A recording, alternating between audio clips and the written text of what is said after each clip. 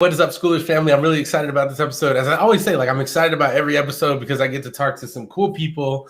I've actually been reading this book. Where Are We Going? I picked it up on Amazon. This book is by Timothy Jones, who we're going to talk to today, as well as Tamar Huggins from TechSpark Canada. And I have a rule for myself. There's a very short list of people who, if they publish a book, I just buy it. And Timothy is on that list. So I would shameless plug, go pick this up. This is really great. Sarah Kay is also on that list. It's just it's literally 4 people on that list. So I can't wait to get into this with them live. We are streaming live on LinkedIn, on Twitter, and on Facebook. And so if you are catching us live, make sure to let us know where you're watching from, who you are. This series, this month of May, we have been talking all about TechSpark Canada on the Schoolish Podcast because I think what they're doing is so special, and it's not every day that you meet people that have or that are holding such an important set of innovations for education globally. And I feel like with Tamar and Timothy and everybody at TechSpark Canada, they have that. They are holding important innovations that people should know about. So it's been a pleasure to highlight them and the work they're doing. And now we're going to have them live. So if you have listened to the podcast, if you listen to the interview or one of their stories and you have a question, now is your chance to ask that question so you can throw it in the chat. I'll be in the chat engaging. And so without further ado, I'm going to bring them on the show. Welcome, Tamar and Timothy, to the podcast. How are you doing? Awesome. Yeah. Glad to have you guys here. So really what we're going to do is we're going to get into sort of some stuff that we kind of already talked about. And then there was one thing that I know that we left off in our recorded interview that I want to make sure that we get to. So y'all don't let me forget. Y'all don't forget. We'll cover everything. But I really want people to get a full understanding of what's going on at TechSpark and the innovation, how you guys see the future of learning and how you're going to deliver that to us. But first, you know how I do. I like to give people space to introduce themselves so I don't mess it up. So we'll go Tamar and then Timothy with intros. So please introduce yourselves. Hi, everyone. Thank you so much for joining. I'm excited, Mike, for being on the Schoolish Podcast with Timothy. My name is Tamar Huggins. I am the CEO and founder of TechSpark Canada. We are Canada's first EdTech and curriculum design school that's really focused on bringing a culturally responsive lens to education through technology education, entrepreneurship, and we have a huge focus on equity. And we really focus on redesigning curriculum so that it is culturally relevant and responsive. And we train teachers on how to deliver the content that we create. And we also run workshops through youth-focused organizations, everything from coding to AI, virtual reality, data analytics, you name it. We really focus on tech education, but making sure that it's presented to BIPOC students as equitable as possible. Awesome. So, hello, and this is great being on the Schoolish live on LinkedIn. This is my first time being on LinkedIn live, so this is cool. Nice. My name is Timothy Jones, and my first hat that I'm wearing is a lead curriculum design for TechSpark Canada, which has been amazing. Amazing journey where I've been able to bring in my hip hop competencies, my youth development competencies, as well as authorship and everything that I do into a space where we're creating this balanced symmetry of technology and culture and education in a way that not only the students are uplifted, but I feel we as a company, we're the first partakers. We get really excited about the work that we're doing, and we believe that our excitement carries over when we present and when we share. And so we try to model that, because even for educators, if they're excited with what they're bringing to students, it comes across in a much more meaningful way. And that's what we get to do at TechSpark all the time. So it's a blessing. Yeah, that's awesome. So I know that Timothy is also like, you also are with Hip Hop Ed. Yes. And you're also not in Canada. No. Right. And right now, Canada's not letting us in. So right. Can't even go there. Like I heard a story of a television show that was supposed to film in Vancouver, and it was like they've been making all this big deal about it, and they were like, "Wait, we can't get there." Right. So how did you two meet? Like, how did you guys decide to work together? I could say we actually, through Hip Hop Ed, which is a weekly chat on Twitter, led by Chris Emden and myself. Tamar was participating in the chat, and not only do I run my personal Twitter handle, I run the handle for the Real Hip Hop Ed. And so Tamar sent a direct message because she was interested in science and learning more about Science Genius, which is a pilot program of Hip Hop Ed where we use hip hop pedagogy to engage students in science. And so from there, we started talking, and I was telling her that there's a faction of individuals in Toronto that are doing that. But then as we started to continue to talk, you just experience meeting people that I don't believe in coincidences. So right. When I meet someone, it's okay, what's here? And so there was just a chemistry there. And so honestly, for a certain amount of time, we just began to talk as individuals. I was just starting my entrepreneurial endeavors after working for a long time for the same organization. And we really just clicked and gelled together. And so then we was like, well, let's start doing some things together. And it really started off really being kind of thought partners that then evolved into doing the work. But it really started with a tweet. Yeah, that's awesome. That's amazing. I say that and I ask that question because I run a personal branding community for educators. And the number one thing I always tell them is you need to, number one, be on social, but also be bold enough to reach out to somebody who's doing something amazing. Like the way that I was introduced to Tamar actually is I had 3 conversations in the same day where all 3 people were like, you got to know about Tamar. Really? Yes. So I talked to Julia Dexter from Dreamscape. And then I was on another podcast from someone in Canada. And in the same day, they were like, oh, have you heard about TechSpark? And I was like, my gosh, look at that. Yeah, and I'm the same as you, Timothy, where I'm like, I don't believe in coincidence. Like, yeah, all these people. So I remember connecting on LinkedIn. So I've been hounding my friends, my personal branding community, like get on social and don't be afraid to reach out because you never know when you may be onto something. The first ed tech company I built we met through LinkedIn, and we had never been in the same room together for the first 6 to 8 months. Like it was incredible. So let's dig into like what's going on at TechSpark. Is there any particular program or thing that you guys are doing right now that you guys are really excited to share about? Yes. So, I mean, there are a few things, but the top 2 that we're so excited about would be our tech entrepreneurship course.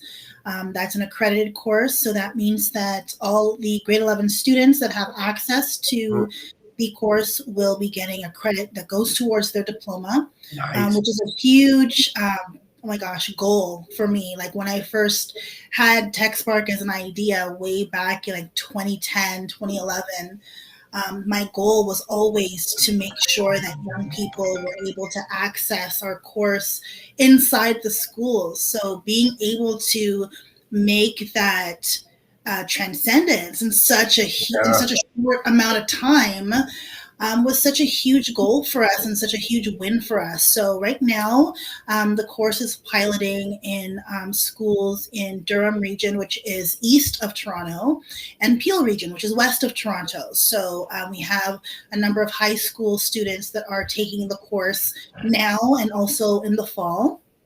So we're really excited about that. And we'll talk more about that. And Timothy can share more about that from his perspective. And then we also have Spark Plug, which is our platform, our AI and data platform that we have created to really focus on personalizing education. Again, just by understanding each student's unique learning intelligence. So we've developed an IP to be able to assess that and to, make sure that we are understanding where they're struggling in any STEM course and reading as well. And then being able to push curated multimedia, culturally responsive content to those young people all through the platform. And with the end result being that they are much more engaged, their rigor has enhanced, and their knowledge has enhanced on those specific subjects as well. So we always look at how we can tackle, really kind of stale, systemic type issues, but doing that in a creative way, doing that in an innovative way using technology. Yeah, that's cool. That's amazing.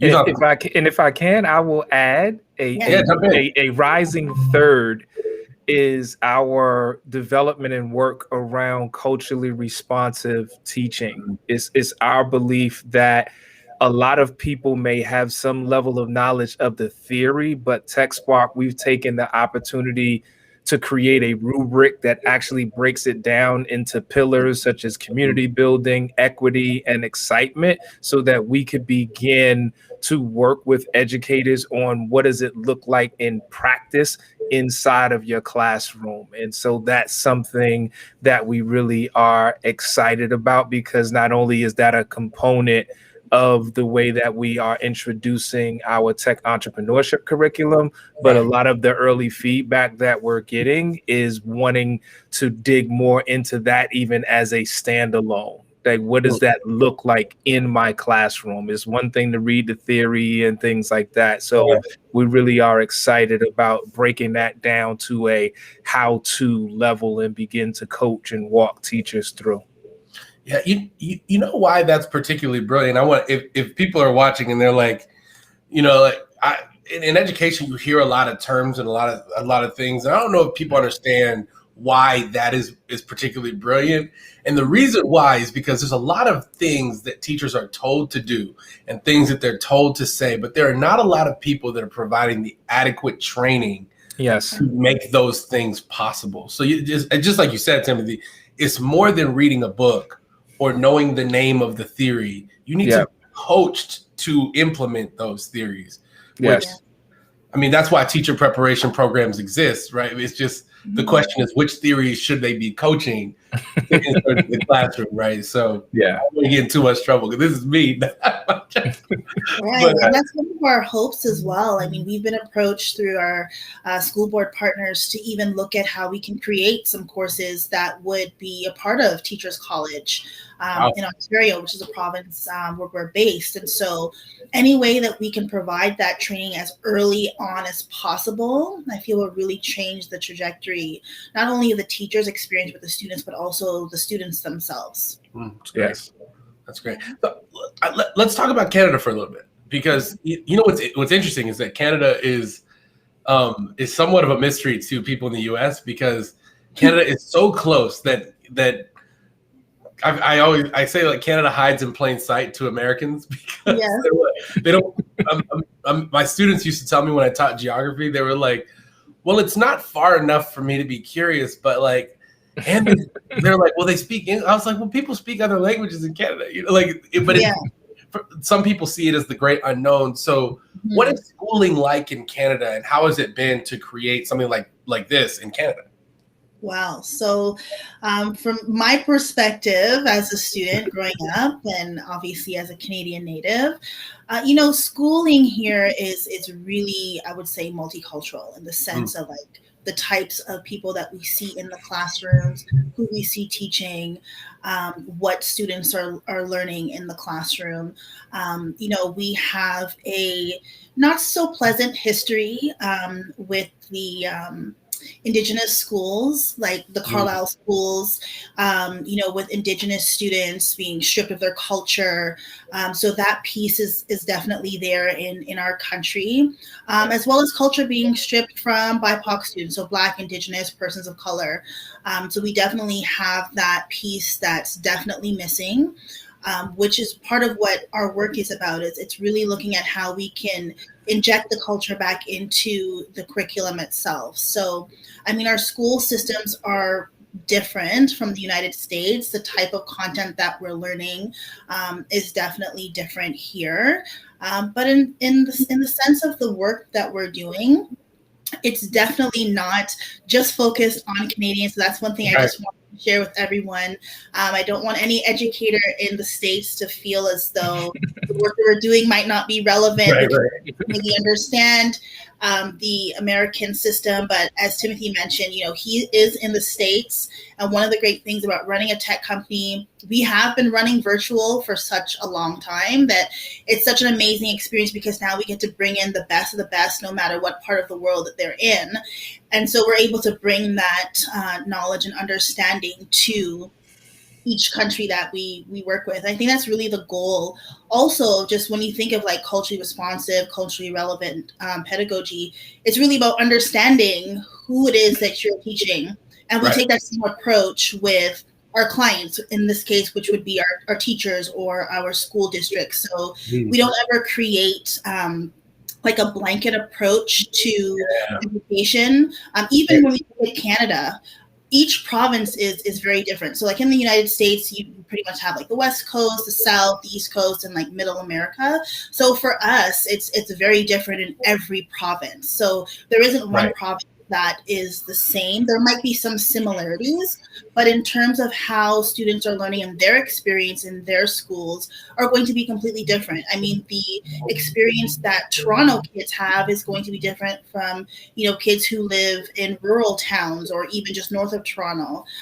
So we want to make sure that we are taking that time to understand those unique experiences before we do any type of redesign services for anyone.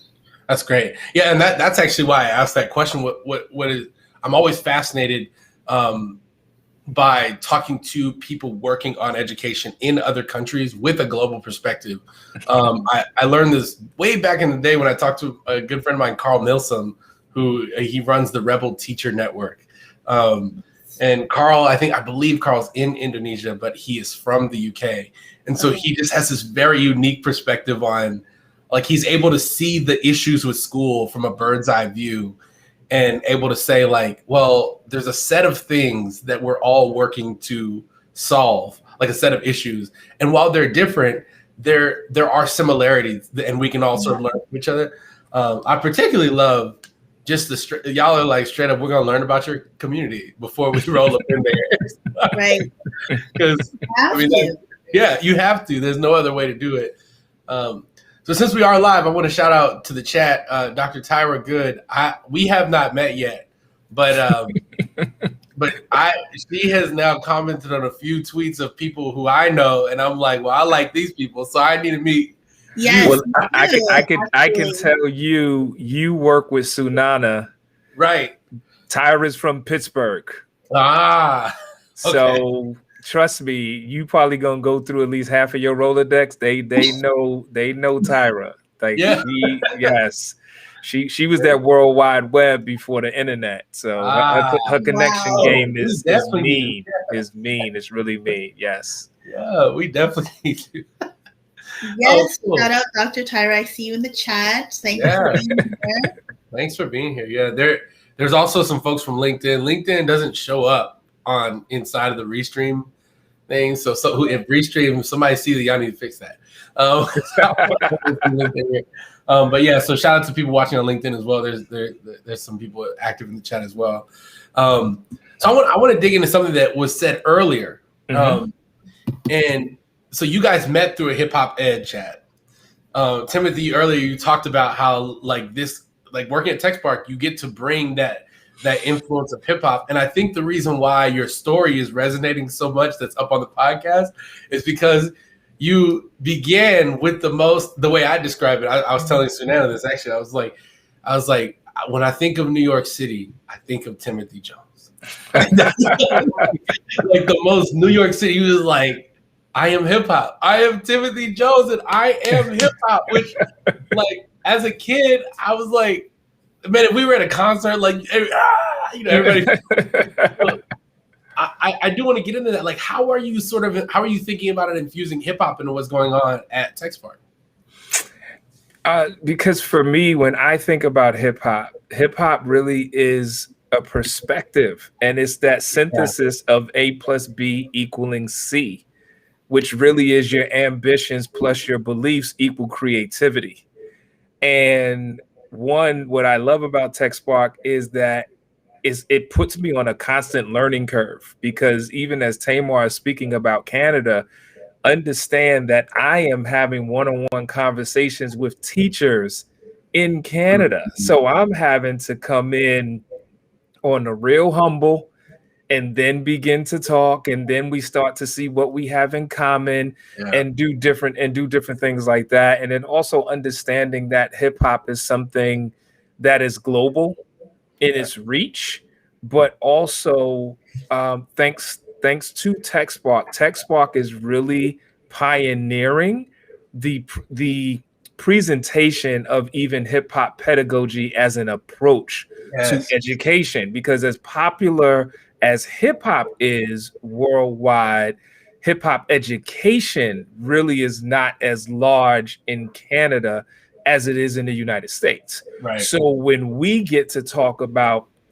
CRT and we talk about designing an entrepreneurship curriculum that uses hip hop pedagogy as an approach, there's an immediate interest because the market is not as saturated. And so we have the scholarship there, so it's a prime market. Like, speaking from all of us are business individuals in our own right. Yeah. So that is something that's great. And so you have the interest in the culture there, but then you also have the fascination of, wait a second, you're talking about bringing this into the classroom in a way that goes deeper than the music. And then you're presenting this in a way where I'm able to tap into what's hip about me and making that part of the culture of my classroom. And you still haven't rhymed for me. You still haven't brought in what I think hip hop is. And so that for me is what's really been great about venturing into this space, and like having conversations with people at York University and talking to other artists within Toronto where they are working on honing their craft. But the thought of doing that in the classroom is something that's really new and exciting. And so to be part of a pioneering effort of the expansion of hip hop education, that's something that is a blessing. Yeah, that's amazing. I love the way that you guys are doing that. I mean, it means a lot to me that y'all are doing that, because hip hop and entrepreneurship both saved my school experience. And what part of my story that I don't tell enough, people know that I hated school.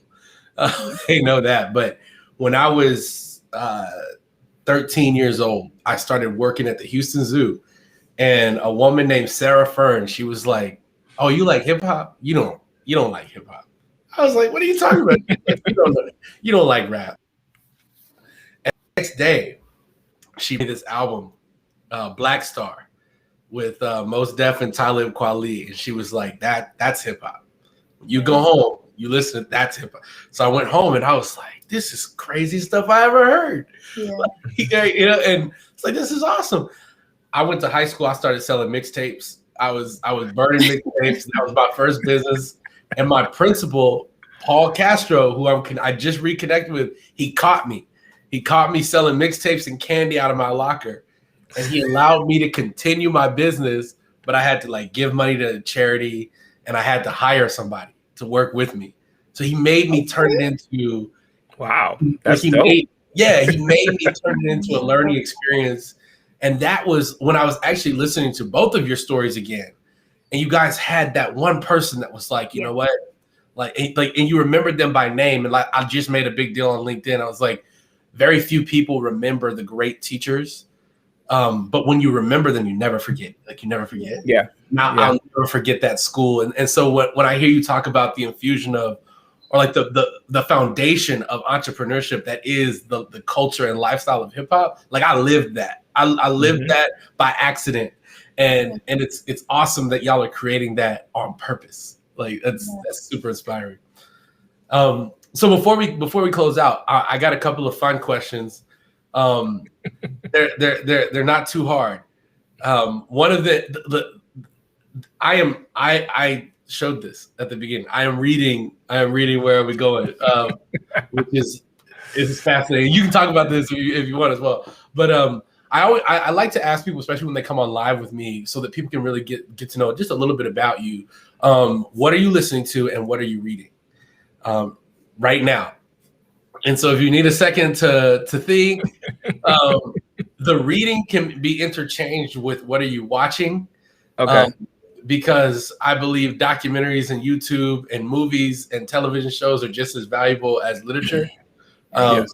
So what are you listening to? What are you reading or watching? And if it's just one of the one, and let me know. So I'll go first in case you need a second. Cool. Right now I'm reading Where Are We Going? Which is super dope, and it's a blessing to just be able to communicate with the people who you consume their art. I think Sarah Kay is one of my favorite poets, and I got to hang with Sarah Kay for a couple of weeks over the past 2 years, so it's really cool to be on live with you, Timothy. Likewise, thank you. Yeah, right now I'm actually watching the New York Knicks. I'm a Houston Rockets fan, but this has been a bad year. And I believe that the National Basketball Association is better. So I am rooting for the Knicks just because I can feel that Madison Square Garden energy. I also just got done watching the Morning Show, which is an Apple TV original drama series. But my wife and I pick a series and we just we go in on it. So I just got done watching that. So that's what I'm reading and that's what I'm watching. Nothing too So who wants to go next? Tamar, are you ready? I'll go, yeah. Okay. So in terms of what I'm watching, I actually like to watch a lot of reruns. So things that aren't necessarily new. So one of my favorite things that I watch is Criminal Minds. And I love crime shows. Ever since I was a kid, I used to watch Law and Order with my dad, and so it's just something that's been really ingrained in me. And then my daughter, who's 10, also loves crime shows for some reason. I never exposed her to it, but she loves them. So we actually watch it together. It's our bonding. And what I love about it is just the psychology that goes behind it. It's not like your typical crime show. There's a lot of thought going into how they catch their killers from a behavioral analysis perspective. And so that kind of really helps you to think critically. And so I find myself even having conversations with my daughter as we're watching it, why do you think they said this? Or why do you think that they noticed that? And she's starting to pick up on things. So it's a great learning exercise for her. I recently downloaded Weapons of Math Destruction. I was watching the most recent Netflix documentary. The name is slipping my mind. Coded Bias. Yes, Coded Bias. I watched that. My team watched it, and one of the interviewees has a book on weapons of mass destruction, and she talks about essentially, data and how it can be misused and cause harm, especially to very fragile communities. And so that's something that's also near and dear to my heart. And in terms of what I'm listening to, again, I'm an 80s baby, so I listen to a lot of 90s music. Okay. Don't listen to a lot of new music, to be quite honest. So in terms of my playlist, I listen to, a lot of Aaliyah. I listen to 90s playlists that'll have things like Jeanne or, Keith Sweat. I also... a real old soul. I love old music, so I'll be listening to the Stylistics, the OJs. I love to listen. In the 90s when Puffy would always come out with songs, they were always remakes, and people used to make fun of him, calling him a biter or whatever. I think he was a genius. Yeah. Because when you listen to those songs now, and then you hear the original, it just has it evokes a different type of emotion. in you. And I love that he was able to take such a classic and redo it in a way for that generation to enjoy. And so for me, I'm 35 and I still listen to that type of music, American Soul. Yeah. Love it. I love it very much. Yeah, that's awesome. Yeah, me and Puff share the same birthday. Nice. So he changed the way hip hop worked. Not everybody's sampling everything, right? Like, yeah. So you're November 4th, baby. I am. Yep. Yeah. That's what's up. What I am listening to and diving into right now is actually a project called Fire in Little Africa, and I would encourage everyone to go to fireinlittleafrica.com. It is a project. It's a creative project out of Tulsa, because we are approaching the 100th anniversary of the Tulsa massacre. Yeah. But this goes into the retelling of just Black Wall Street and Tulsa as a community. And this coming Tuesday, June 1st, our Hip Hop Ed chat is going to be in partnership with the creators of the project. So that's what I've been diving into, even learning that Charlie Wilson from the Gap Band, that Gap Band actually stands for Greenwood Archer and Pine, which is the neighborhood in Tulsa. Right. And that the Gap Band song, You Dropped the Bomb on Me, was a social commentary about that massacre. Yeah. So just learning that, and then also since Tyra's listening and Tamar was talking about 90s music, spent a lot of time with Juicy. Tyra and I last Saturday, we actually did a workshop where we broke down the lyrics to Juicy, and she told her story using photos and mine using words, but just examining the music. And one of the things that I'm a proponent of is you get a deeper appreciation when you go back and listen to, not because the music changed, because you changed. Yes. So now you, as a 35-year-old CEO, wife, mother of two in this work, you're going to go back and listen, and you're hearing it different. And then those samples resonate different. And that's the beauty. That's the beauty of music that goes along with that. And then, of course, been spending a lot of time with Marvin Gaye, the 50th anniversary of What's Going On. The book Where We Going is poems written from each of the song titles of that album, plus a 10th one from an album called You're the Man, with Where We Going. So been spending a lot of time in old, but also listening to some new stuff. So like shout out to Polo G, Corday, Vic Mensa, and the like. So, just been in music, digging a lot. So that's what I've been spending a lot of my time. I love that. Yeah. I'm waiting for Kendrick. Yeah, Kendrick is due. I mean, Cole came out with another album. Kendrick is due. So somebody tag Kendrick. Right. If you happen to be watching this and you're near Kendrick Lamar right now, tell him exactly. Tag him. Tag Kendrick. Yes. Yeah. But Coded Bias is a brilliant documentary. The sister Joy, I'm forgetting her last name, I know it starts with an O, but Joy, the Black woman from MIT who spearheaded that work, like it is a must watch. My wife and I, we watched that not too long ago. So that's why I knew the title, when I knew where you was going when you went there, and just studying that. And for me, like working for TechSpark and then learning about how racist algorithms can be, that on the one hand you thought that it's like, oh, once you take the human element out, then everything is going to be the equalizer. And I was even having a conversation with some of my friends. It's like, I remember growing up and we had to take the SAT in order to go to college, and you had a reading section and a math section, and we used to, like, the math is the part that's not culturally biased, so the math is the equalizer, until fast forward, getting a whole reading about the book, The Weapons of Math Destruction. It's like, oh man, they have even used the systems of mathematics to be racist. So it's an eye opener. It was definitely a great read and a great watch. Yeah, and another one to add to the list on that subject is Race After Technology, by Ruab Benjamin. Okay. Very similar topic. Like, I can't wait to jump into Coded Bias. I have not watched that. I rarely open Netflix these days because it's the NBA playoffs. But I'm gonna watch it tonight. I'm gonna watch it tonight and let y'all know how yeah. It'll be worth it. Matter of fact, as I get to know you, you may watch it twice. Yeah. I was already planning. Either that, or you're gonna be pausing it a lot. Like, oh, yo, this is what they were talking about. This is what they were talking about. Very true. That is spot on.